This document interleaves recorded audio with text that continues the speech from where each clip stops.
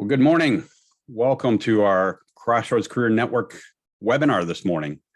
I am hopeful that there's a few of you out there and gaining. We are looking forward to a great presentation this morning. I have a couple of speakers, one to hopefully encourage you and give you some insight, and another one that's going to be very practical help for your job search.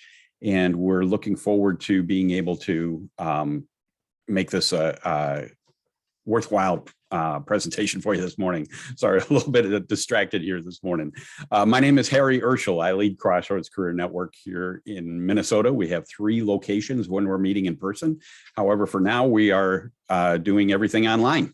And I am looking forward to the next several webinars we have over the next couple months. Hope you will be able to join us for those as needed, and that you get some great ideas and hope and encouragement. You know, part of our hope with Crossroads is that along with helping people succeed in their job search, that we also talk about bigger issues and point people to the hope and encouragement of Jesus Christ. In that light, we want to look and see what the Bible actually says about life. You know, there's a verse that often gets quoted that says, "I can do all things through Christ who strengthens me." And I think too often that's taken out of context. People quote it as if it means that through Christ we can leap tall buildings in a single bound. But then they look at their life or their circumstances they're in and wonder why it's not working for them. They trust God, but don't seem to be accomplishing everything they want, and that can be discouraging. You know, the context of that verse, however, is talking about when we're going through all kinds of difficulties, when we don't seem to be able to go on, that we can get through it, not with our own strength, but through the strength that God provides, because he's always there with us. And when we trust him, he never promises to give us everything we want, but he does promise that he'll never leave us, that he'll provide the strength and he will carry us through those times when we can't endure on our own. Your current circumstances may be tough, but you can grow and learn and make it through his strength. My hope really is that it gives you hope in whatever situation you're in. Now, let me open us up here in a word of prayer, and then I want to share a couple of things of what to expect this morning, and we'll move on with our presentations as well. Lord, we're just grateful for this chance to come together, even if it's just online. We're grateful that you do walk with us through whatever difficult times we face in this world, and that we can rely on that and look to you to provide the strength we need to do whatever we need to get done. Father, we pray that this morning is a blessing to everybody that's online, that it's helpful and encouraging and gives them tools and ideas to make it worthwhile for their job search and for whatever else they may be facing in life. Pray that this time honors you, Lord, in Jesus' name, amen. There are a number of things that we offer through Crossroads that are free to you to help you through your job search, and I want to be able to explain all those to you. But just a quick overview is that we have a networking group, we have one-on-one coaching available, we have classes available to you, one that will be starting here, I believe, this week yet, and we have a number of other tools and resources and help for you to make your job search more effective and give you some hope and encouragement and to get through this successfully. And I'm going to go through all the details of all those things after our presentations this morning. So especially if you're new to this, if this is your first time on one of our webinars, be sure to hang around after our main presentation and I'll be able to give you all the details. Also encourage you to hang out around. There's something kind of a nice gift that'll be coming for you too, and I'll explain that afterwards as well. So with that, I want to introduce Mary Kay Zenowitz. I got to know her a little bit here over the last couple of months, and I've really been grateful to have been able to do that. She's gone through a different kind of a transition than most people are, not just changing jobs, but starting a business. And it's a great concept, but she learned some things in the process for herself and what it means in terms of the rest of her life as well.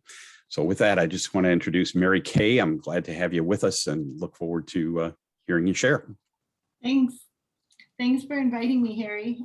Super grateful to be here. And so when Harry asked me to be here, I was, there's so many things that I could talk about of how God worked and works in my life every single day. But I thought I'd start with the big story, which is why I even started Bus Stop Mamas, which starts a long time ago. And my themes that run through my transformation story is what I'll call it, is be humble, embrace humility, watch for the poetry, walk through the fire, and believe. And so my story is that, so I'm the founder of a company called Bus Stop Mamas, and we connect businesses with off the market talent that happen to be moms. I never wanted to be a mom. In fact, never planned to be a mom, and was in really the big part of my career. I was married, my husband didn't want children, I didn't want children, and I was always very career focused. And on the heels of a long trip to Costa Rica, we came home and I discovered I was 6 weeks pregnant. And I seriously thought I was going to die. Went to the doctor and insisted on an ultrasound. And my husband and I, right there on the spot, fell in love with this dot that we saw, heart beating, and this dot. And we transformed right then. We became parents. And importantly, if I would have had things my way, I never would have been there. So that was my first lesson. So we fell in love with this dot on the spot, and transformed into parents right then. And from there, Lily was born. And it wasn't just any type of birth. It was a very extraordinary birth. And Lily was an early baby. She was born premature.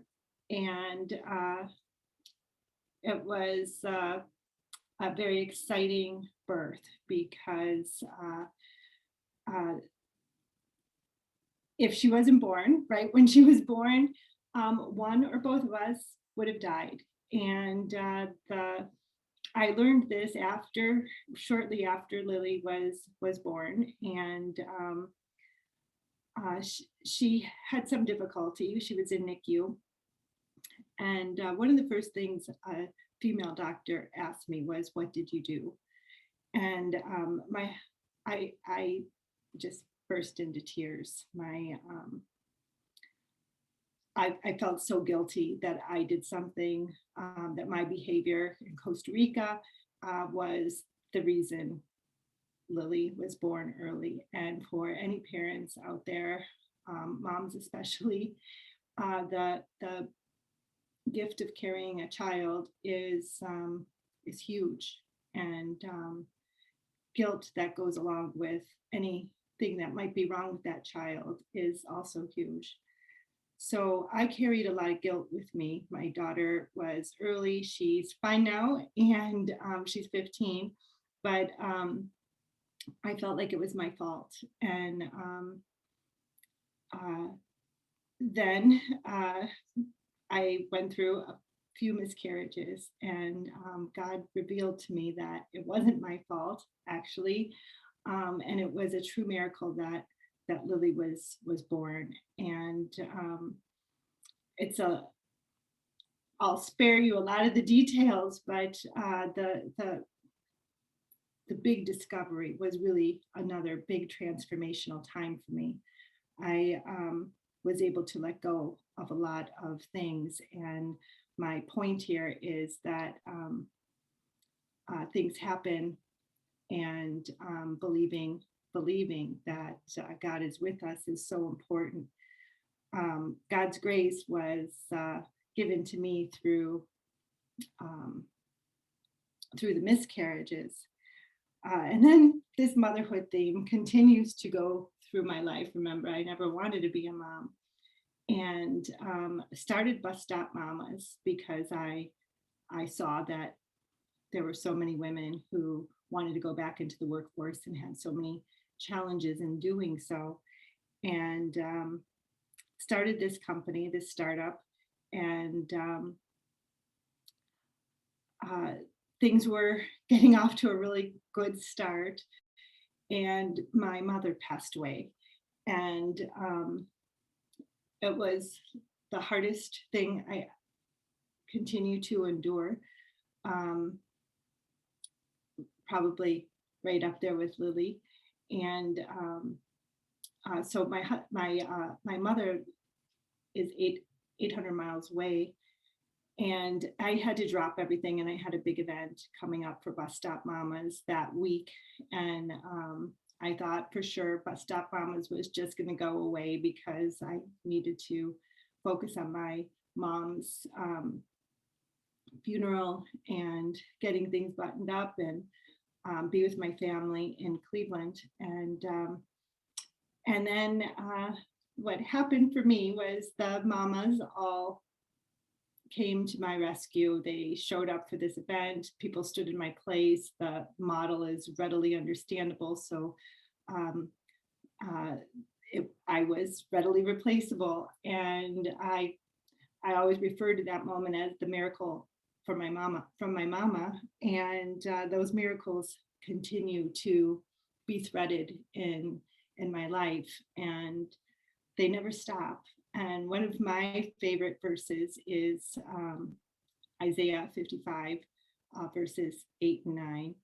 And I can't quote it exactly, but it's my ways are higher than your ways. And when I look at my journey as a founder and as a person and as a mom and as a wife, my journey has taken me in ways that I never would have predicted on my own. In fact, many things I never wanted. And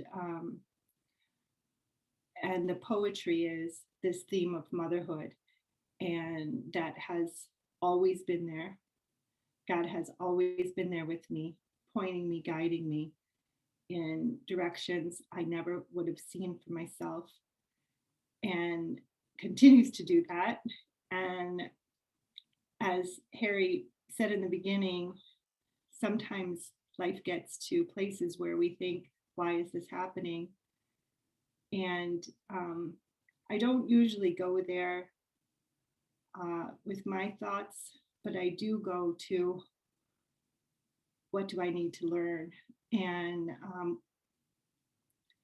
I learn that every day. So my leaving points in my transformation story and things that I say all the time are, embrace being wrong, because being wrong was the best thing that ever happened to me. Every time I think I'm right, I know that I'm probably wrong. I'm usually 99% wrong. If I had a wrong meter on my head, it would say 99% wrong every day. I'm so glad I was wrong about being a mom. Watch for God's poetry and walk through that fire, because what's at the end of it is always amazing. And I'm walking through that fire every day, doing things that are super challenging for me, including presentations. So I thank you for inviting me, Harry, and I hope that my story might touch some people out there, and please always feel free to call me. Thanks so much, Mary Kay. That's wonderful. I thought I was the only one with a wrong meter on my head. You've got one too. Mine tells me I'm wrong all the time too. got to get that figured out. Thanks so much. That was a great story. And as we walk through life's challenges, that's really when we learn the most, when we have the opportunity to grow closer to in our faith to God and be able to really come out stronger on the other side. And that's what why he allows us to go through challenges. And so I'm grateful to hear your story, and I hope it was encouraging to others too. Thanks so much. Thank you. I am now glad also to introduce Rich Braden. We had some technical difficulties getting him online, but we've got him here, and I'm really glad that it worked. Rich is going to talk to us about organizing your job search. Rich has been a great participant or volunteer to help lead Crossroads Career Network for several years now, and has just been a key part of everything we do. I'm so grateful for him. But he's also been the global leader of training and development of some incredible companies, including at Honeywell, and now currently leads effort at CompTIA. And I am, from a career perspective, he's learned a number of things and that's related to this subject too. But he has learned a tremendous amount and been able to share it effectively with people in job search. By the way, I mentioned earlier that we are going to have we have an 8-week class available to help you get through and learn how to do an effective job search. Rich will be leading our next one this month, starting this month, and so I'll describe that more at the end of all this. But if you like them here, you'll like them even better in the class. And if you don't like them, don't sign up. That's right. I'm trying out here. Thank you, Eric. Thanks, Rich. I'll let you go. All right, let's share the screen here. We don't have a ton of folks online, so I think we could really encourage folks to chat during this presentation. Carrie, can you see my screen here? Are we? I can. You want to put it up in yep. display mode? Display mode. Here we go. So you can see my screen. Perfect. Yeah. So do a shout out, folks, so we can chat. Try to make this interactive. So what I've done here is, and by the way, I apologies to Mary Kay for interrupting your presentation during our technical difficulties. So my apologies for that. Please forgive me. So I've pulled together a number of kind of concepts and things to talk about that affect organizing your job search. So I'm not going to insult anybody's intelligence to suggest that you don't have great organizational skills. Probably many of you have come from corporate life. You've been through a lot of training. Maybe some of you have project management degrees, who knows? But really what I'm trying to do is help you understand some of the considerations and food for thought in a job transition mode that affect organizing, and less about methodology and how to organize. So I think these thoughts are born out of a lot of experience in working with folks in transition. I've been working on the ministry team for the better part of 9 years and trained and been involved in coaching, literally hundreds of people. So this is all born out of experience in what's helpful for people. So again, this is not a methods presentation as much as it is things you need to be thinking about as you planfully execute your strategy and organize your strategy to get back to work. Okay. So with that said, let me start out with a very famous quote. Everybody has heard this, seen this, and used it, I'm sure. Napoleon Hill is famous for saying, "Plan your work and work your plan." I grew up in management during the Stephen Covey era, the 7 habits, and Covey used to say, if you've got 3 minutes in your day or the next 3 minutes in your plan or whatever it might be, spend the first 2 minutes to planfully execute the third.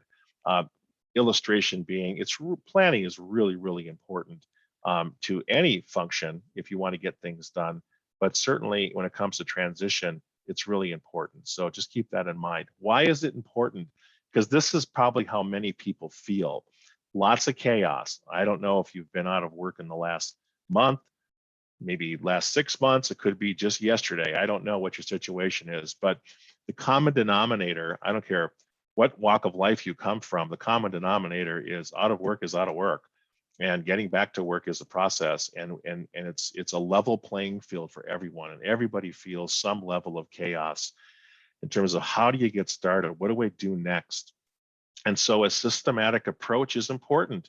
Doesn't have to be overly sophisticated, it just has to be.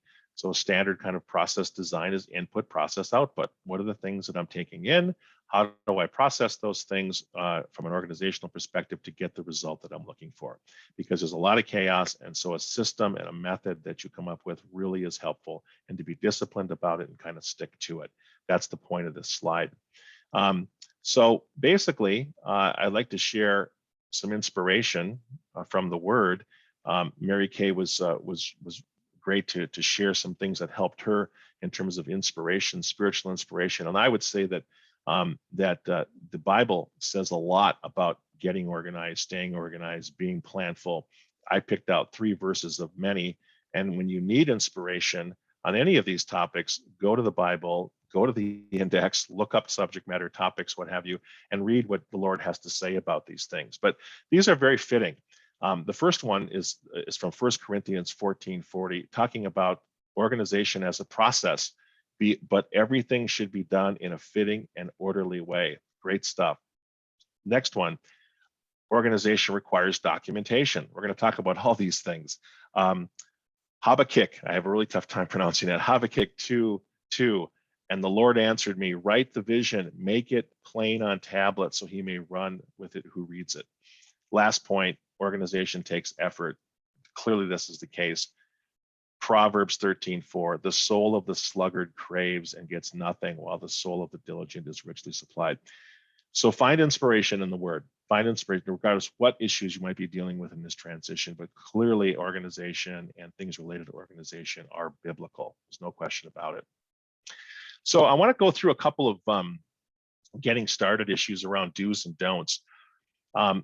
Whenever my kids would have a difficulty in school or what have you, I would tell them what's the hardest part about getting started? Well, generally it's getting started. Getting started is not something that's easy, especially when you're in transition. You're going through lots of change emotionally and so forth. So getting started is really important. So thinking about this consciously, what are some of the do's and don'ts? Let's start with some of the don'ts, okay? Understanding the work required to land your next opportunity. For those of you who have been in transition for a while, you understand that, and you've heard this a million times, and it's bearing out to be true, I'm sure, that getting back to work is work. No question about it. Regardless of what your circumstances are, carving out time in the day and in the week dedicated to job transition work is really important. You might have a very busy life, lots of kids, taking care of family, with all the transition going on in school these days, you're on again, off again, classrooms, whatever with your kids. Carving that time out to really isolate your calendar around dedicated time to get back to work and do the things that you need to do are really, really important. So don't underestimate how much work is required. Even if it's 5 hours a week, doesn't matter. Dedicate some time. Another don't, taking a break and thinking this won't take long. It does take long because you don't control the process of getting hired. You control the process of planning to get a job. So you can't walk into someone's office and say, hey, I'm really great, hire me. So you have to be very diligent about this. And it could take a while. In my classes, we talk about things like budgeting and finances and stuff, and understanding what your cash burn rate is in your family budget. And I tell people to plan for 6 months. And many people look at me and say, gosh, it won't take me 6 months to get back to work. Well, I hope it doesn't, but it could. And I think that's a reasonable time. If you have more of an executive position, it's going to take longer. Interview processes could go on for 3 months. And you're not expecting that. You think it's all systematic, it's all going to jump in place, but it doesn't necessarily. So don't have the attitude that this won't take long. Really, really diligently pursue your goals and your plan. Completing job applications as your only search activity. We're in an electronic world right now. You cannot land a position without being in the digital environment.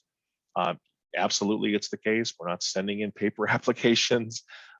Basically, you really have to resist the temptation of loading your resume on some online tool and just keep pushing the send button, which is really what you're encouraged to do on LinkedIn, on Indeed, and other things. We all know from experience that Networking is the key to getting a job. So that personal social connection between yourself and an opportunity is critically important, and where you will be spending most of your time, by the way, too. So just completing job applications is not a good search activity strategy as a standalone. It's got to be accompanied by a bigger strategy. Go it alone and isolating yourself. I'm so glad that the numbers of people are here today engaging in a process that is spiritually centric with people who care about you. And I think it's really important that you involve yourself in as many groups like this as possible. The Twin Cities has got a lot of great ministries out there. Crossroads happens to be one of them. And we truly care about you. We're not here to judge you or shame you, or we're here to help you get back to work. And we respect current state. Where you're at is where you're at. And so we start from there. But don't isolate yourself. Don't go it alone. Don't find yourself in your basement 8 hours a day, pounding out applications and so forth. Definitely socialize, definitely be with people. It's proven, studies have proven that the folks who involve themselves in groups like this get back to work quicker. And it stands to reason that you're going to be encouraged, your growth is going to be fostered, and you're going to be learning from other people. So don't go it alone and isolate yourself. Another don't, got a couple left here. Basking in the glory of ignorance. If you've been working in a company for 20 years or 15 years, transitioning internal to a company is very different than transitioning in the open market. So it requires skill. You have to learn new techniques, and you have to be current with your methodologies in finding a job. So don't think that you can just, again, do it by just doing the same old things you might have done 15 years ago to look for a job. It is a process that requires skill. And so don't be ignorant to that. Learn as much as you can, read books. I remember when I first started my career many years ago, the book that really was fantastic for me was What Color is Your Parachute? And I think that's still in print today, probably in its 15th or 20th edition, but I got a lot out of that. We didn't have groups like this when I started my career, but when I was through transition and being involved with Crossroads, I really learned. I learned to know what I didn't know, and so that was the ignorance that I experienced. So be around people that can help you with the skills necessary to get back to work. Basically, one more thing: staying stuck in the past, letting go of unresolved issues. This comes up in my classes all the time. There's a lot of hurt and pain involved. Even if you are in transition under optimal conditions, this change is painful and challenging. So I just encourage you to not be stuck in the past. Do what you can to let go of unresolved issues, anger and things that from your past employer perhaps, and move into the new world with your best foot forward. So these are some things that are very common themes that come through with many of the folks I work with, and I think you could take them to heart and help them. Don't do these things so that you can affect your planning in a more positive way. Getting going is what are the do's? So what does exemplar organization look and feel like? I'm just wondering if we could open up the chat line here and get some encourage people to perhaps put a couple of comments in here. I'm just going to open the chat line and I'm just going to start the process here. Please comment and see if everybody sees that. Any ideas, things that you do in your walk of life that really represents exemplar organization? Anybody care to, we'll do that to everyone. Anybody have anything they want to say? You can even come off mic if you want. It's a small group. Anybody? Okay. No takers this morning. Well, I think that certainly if we were in a workshop environment, this is generally a very active conversation. Clear mission. Thank you, Ezra. Thank you. Anybody else want to share? Clear mission and direction. That's great. Knowing where you are in your follow-ups. Love it. Good deal. Yeah, almost like a CRM system. You know, you got to schedule those follow-ups. Stated values. Love it. Thanks, Beth. Appreciate that. Great. I had a list of on cloud of jobs. I applied to, web link, contact info. It sounds like, Samara, you're tracking things, maybe on a spreadsheet or something, your activities systematically. Fantastic. A couple more, please. Don't be shy.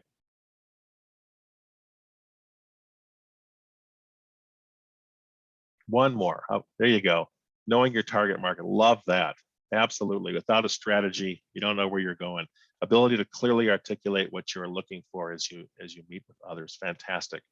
We're going to be talking about all those things. Super. Great. Well, as I was saying, I'm not here to teach you organizational skills. You're highly skilled at organization, but the context of being organized in a company and a workplace is very different than when you're on your own and trying to organize a job search. So good. Thank you. Thanks, folks, for sharing those things. Let me go to the next slide, if I may.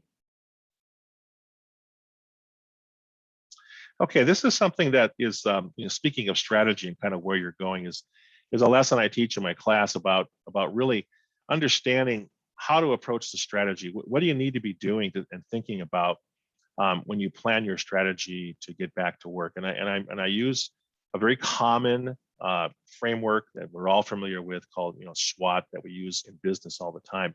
And when you apply this to a transition situation, it kind of looks like this. So when you look on the left-hand side here of this frame, you see strengths and weaknesses of the candidate. So in applying a SWOT model, you think about this S and W, strengths and weaknesses, as the product you're selling, as the company you're selling. You're the product in this particular situation.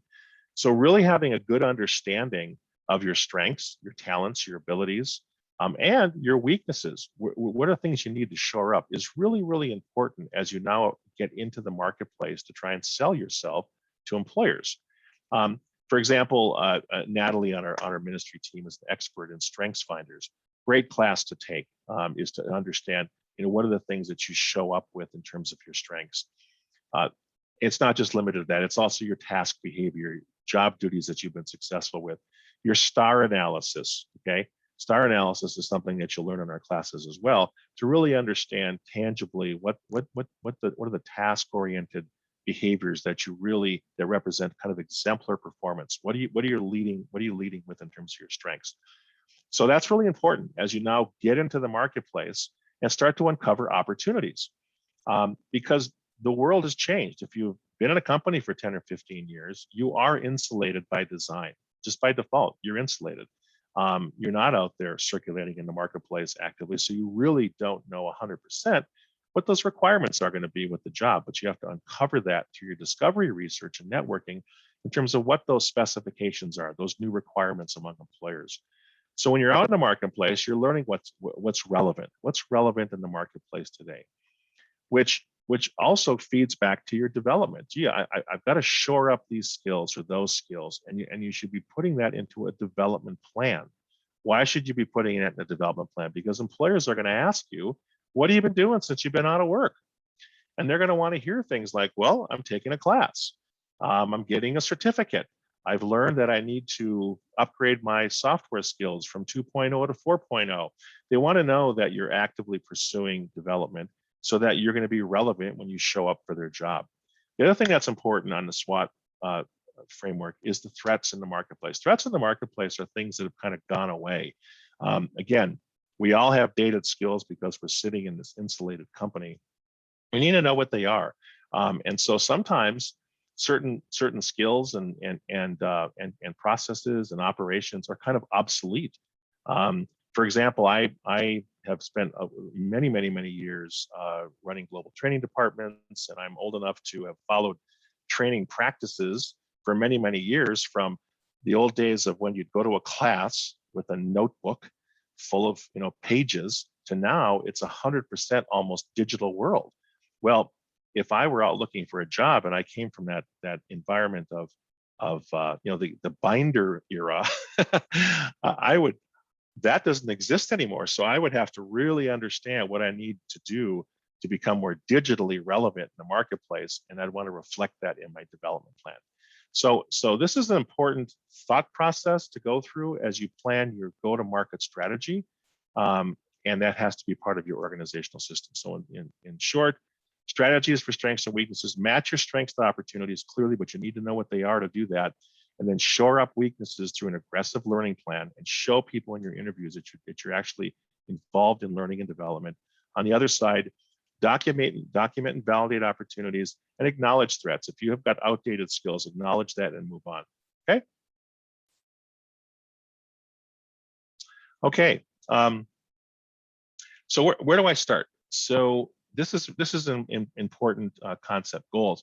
What is your target position and is it aligned? And by alignment, how closely aligned is it to your swim lane? We all have a past. We all have a job DNA, if you will. So what did you do before your transition? One of the things I try to encourage people to do is to kind of respect their swim lane and stay in their swim lane. Not everybody can be successful like Mary Kay to make maybe a complete change and start your own business.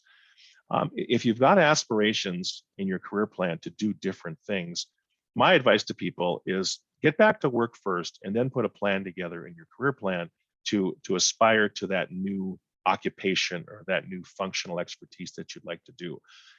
Our class is really kind of more about getting back to work than it is maybe a long range career plan, although they overlap for sure. But we try to encourage people to say, let's respect your past, because people hire you for what you've done, and they don't hire you for what you want to do or could do. And so it's really important that when you're planning your target position, making sure that it's aligned with your past successes so that you can leverage those strengths to land a new position. Okay. It's really in the swim lane concept is really very relevant here. Anybody can get back to work tomorrow. There's all kinds of jobs being posted out there in big boxes and restaurants and so forth. They're paying $18 an hour to do something. Because if you wanted to get back to work, you can get back to work tomorrow. And there's nothing wrong with going to a big box and getting a job. The point is that if you want to follow your career path, you really have to kind of respect what you've done and leverage that to go forward in the future. So we're all familiar with the SMART concept of goal setting. We've been trained this and trained on this over the years.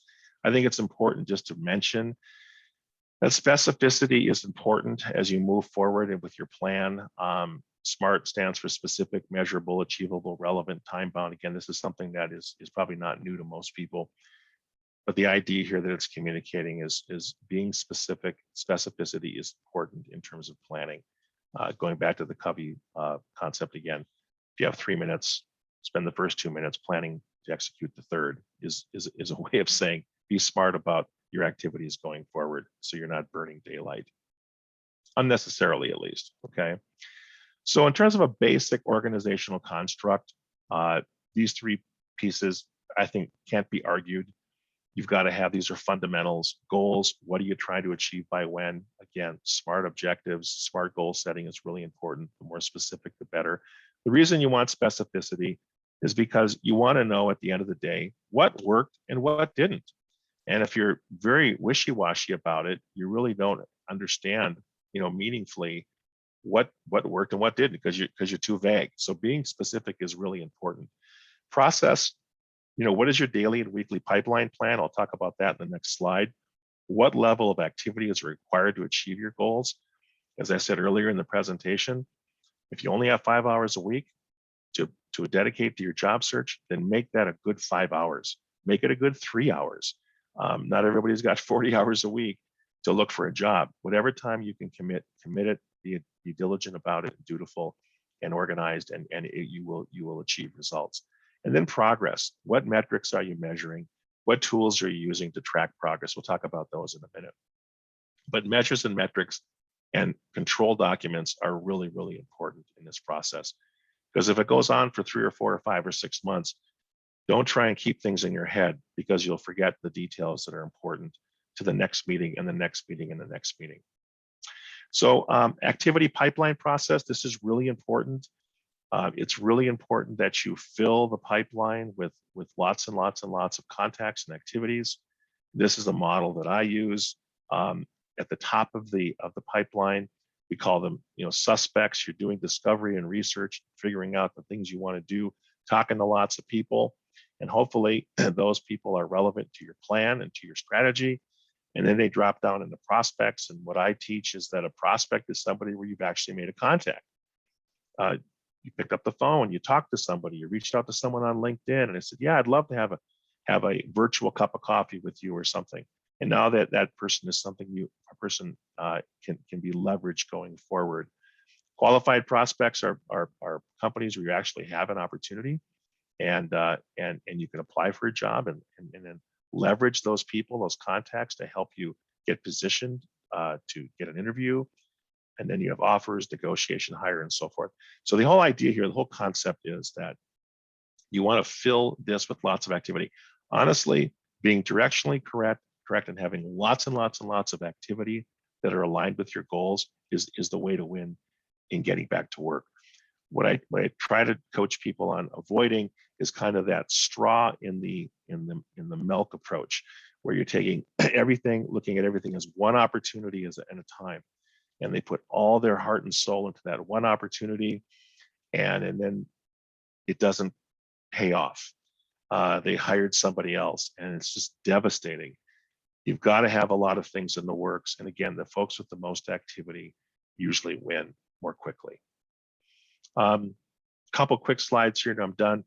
Organizational tools, use the KISS method. These are things that will help you control the journey. Tracking and documentation. I think there's nothing better than Excel. There's a ton of apps and lots of programs out there. These are just really basic tools that are available to anybody, but definitely using Excel to track and document pipeline activity is important, really, really important. It doesn't have to be sophisticated. You just have to start. Okay, don't lose track of your activities, and Excel is a great way to start that. Outlook, scheduling and tracking appointments. Again, you want databases that are searchable. So if you forget something, a name, an address, or whatever, you can quickly go into the search box and find it. Again, lots of programs out there to help you, but Outlook is usually part of everyone's toolkit. A diary, electronically, OneNote is a fantastic tool. It's a great way to catalog and document discovery, research, and meetings. Whether you use a paper-based notebook or something more sophisticated, you've got to have a diary to collect notes and document your journey. And then you still need hard copy filing systems. You're going to be collecting a lot of artifacts and printing lots of things. And so having a hard copy filing system is critical. The point of the matter is that you want to use robust tools that can expand with your needs in case this is a longer journey than you anticipate. And so these basic fundamental tools will serve you well. And if you just do these things, you'll be just fine. What I discourage people from doing is trying to organize everything on their smartphone. That's just not going to work. There's too many details, and your journey is too dynamic to track with just a small view of the world. So leverage these tools for sure. I'm going to go up the chat line here. Okay, save the job description apply during the search. Okay, good, thanks. So last slide. The old plan, do, check, act, PDCA cycle. What's the point of this? The point is that you always need to be readjusting your plan. I talk a lot about in my class default objectives. Don't wait for the perfect resume, the perfect LinkedIn plan, the perfect plan or objective. Get out there, be directionally correct, start using your tools, start applying your ideas, and then reevaluate systematically, periodically. Excuse me, whether it be weekly or monthly, sorry. Have a system where you're constantly evaluating and reevaluating your plan and refining it as you go forward. So that's it. If you want to come off mute and chat or offer comments, I encourage you to do so if that's appropriate, Harry.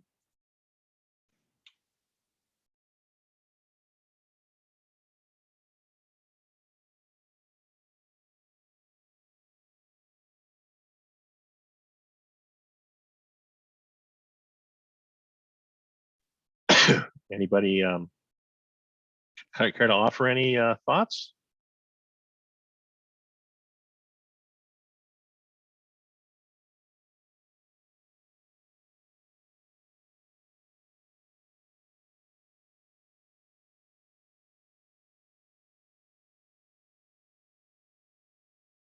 Do I have an Excel tracking template? I do not, Charlie. So thanks for asking. Honestly, what I encourage people to do literally is just start filling in columns and cells to your liking. Start small, because you will then understand what you need to track and what's valuable, and overpopulate that spreadsheet, because you can always eliminate things. But I don't have one. Thank you for asking. There you go. I think there are templates online, and Career Force used to have one. Yeah, absolutely. If you put in job search templates in Google, there'll probably be 1,000 things that pop up. Honestly, there's so much out there. Great, thanks, Samara. Samara, sorry, I probably mispronounced your name. What other comments do you folks have? Again, this presentation was about food for thought, things you need to be considering that affect your plan. And so build your strategies around some of these concepts. Any other comments? Anybody want to come off mute and share? What's your recommendation for organizing notes, networking, research on organizations training? I would say I'm a OneNote fan. I use OneNote religiously. I'm a Microsoft guy. I'm sure Apple's got better tools, or it's certainly Google.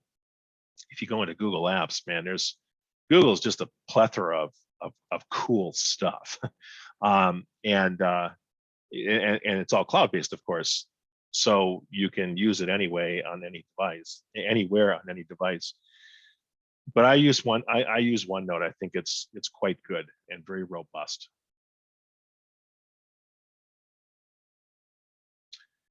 Any other comments?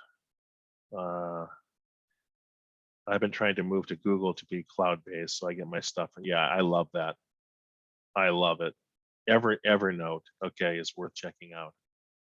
There's so many tools out there. The key here, folks, is find one and stick with it, so you're not making the tool a barrier as part of it. Don't make your tools your chaos.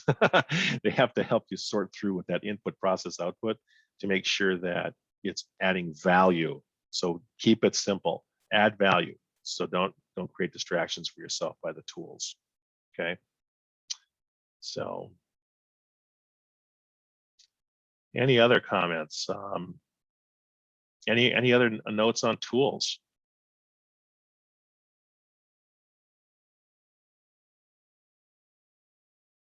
Cool. Well, Harry, I think it's back to you, my friend.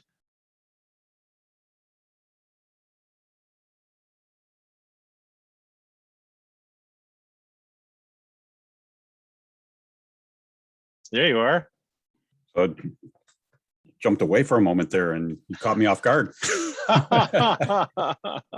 You were taking a nap, I know. Thank you, everyone. Thank you, Rich. Really appreciate the insight, and hopefully it was helpful for you to be able to think about how you're organizing things and being able to be best prepared for your job search and most effective in the process. Harry, if I can just put my email in the chat here if they want to sign up for my class. Yeah, absolutely. Yeah, I'll just put it in here. As we mentioned, Rich is going to be starting a class here shortly, and be sure to take advantage of that. Yeah. So one of the things that I'll just may I put a plug in? Of course. Yeah. So one of the part of the the strategy that we talked about in this organizing presentation was being involved, being plugged in, and I encourage people to keep taking the small group classes that we offer all the time, the whole time you're in transition with different facilitators, because each of us brings a special talent to that curriculum. The curriculum is based on Crossroads curriculum. We all apply that curriculum, but we also bring our own talents and perspectives to the table. And so you're going to get a different experience from Harry than you'll get from me, than you'll get from Natalie, and that's all good. Keeps challenging your thinking. It goes back to that developing skills to get the job done, because that's really important. So get engaged, stay engaged. That's the point. Always stay engaged. Don't find yourself in a state of isolation. Do everything you can to avoid that. because we're here for you. So if you want to start with my class the 29th and we get things going, and then if you're unfortunately still in transition 7 or 8 weeks later, take Harry's class and so forth. Just keep engaged, because that fellowship is really, really important to your spiritual growth, to your mental well-being, and we want to be there for you. So there's my plug. Absolutely. I couldn't agree more. We actually have 9 different people that facilitate classes. Yep. And even though we cover the same material, everybody brings different experience, different perspectives, different way of presenting things. And it's enriching. But I'll talk about classes here in just a moment. If you haven't been part of Crossroads before or taking advantage of other things we offer, I certainly encourage you to do that. And I want to run through here a number of things to give you an idea of what's available and how to get plugged in. Let me share a screen here, because I also want to point out, if this is a first time for you and you haven't gotten one from before, there we go. Hope you can see that.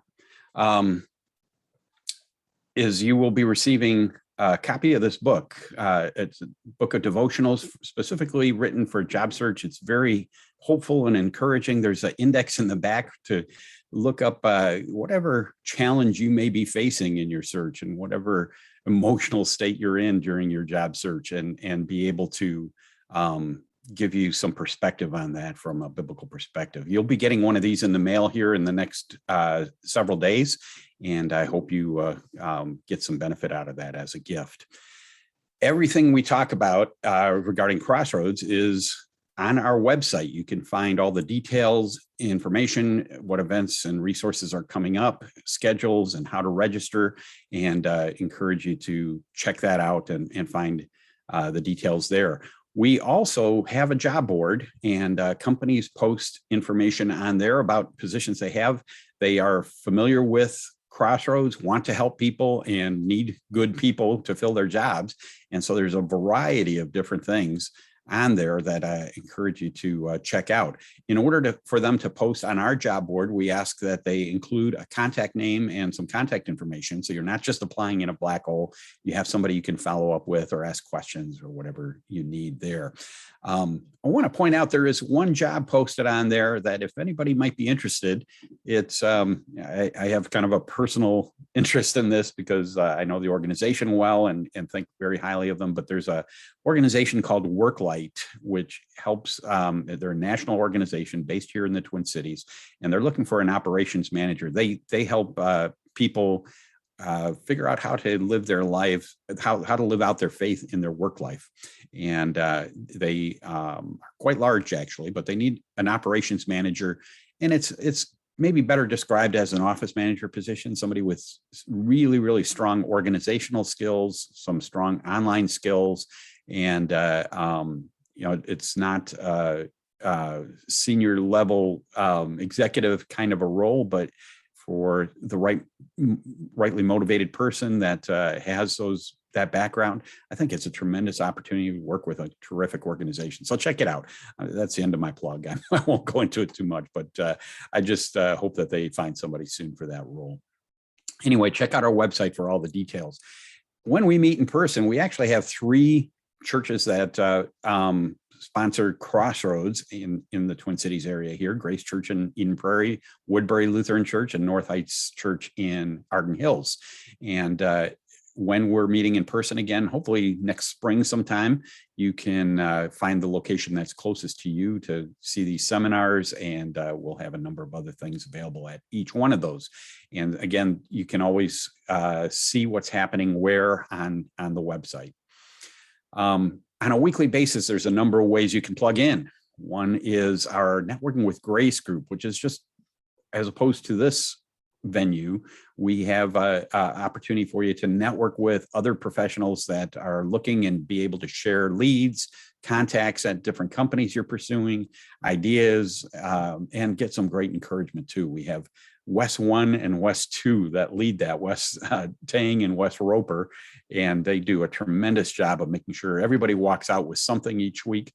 we do have people that just show up there that are currently employed, but want to help in the networking process. And so they refer people at their own companies or at others that they know.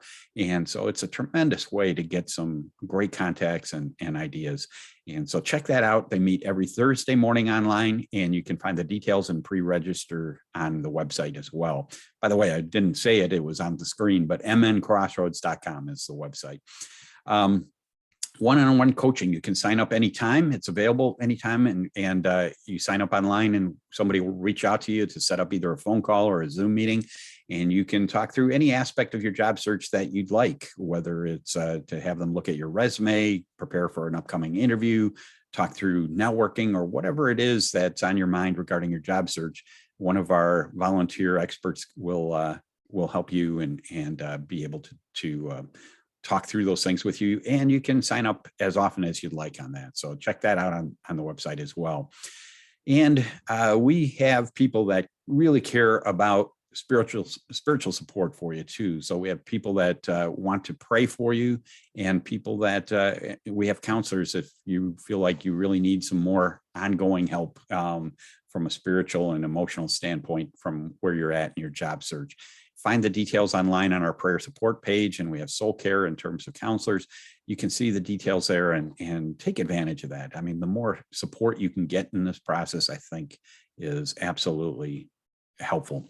And as we've been talking about online classes, and this is, I think, the meat and potatoes of what we offer through Crossroads, that these 8-week classes cover every aspect of an effective job search, starting with attitude and getting in the right frame of mind, and doing some assessments to better articulate what makes you unique and what you bring to the table. We talk a lot about networking and targeting companies. We talk about resume best practices and interviewing skills, and do some mock interviews with each other at times. And we talk about negotiating and selecting the right job, and so much more. And throughout the whole process, we also talk about what's God's perspective of your job search and your career and in the rest of your life. I hope that you walk away with some encouragement from that as well.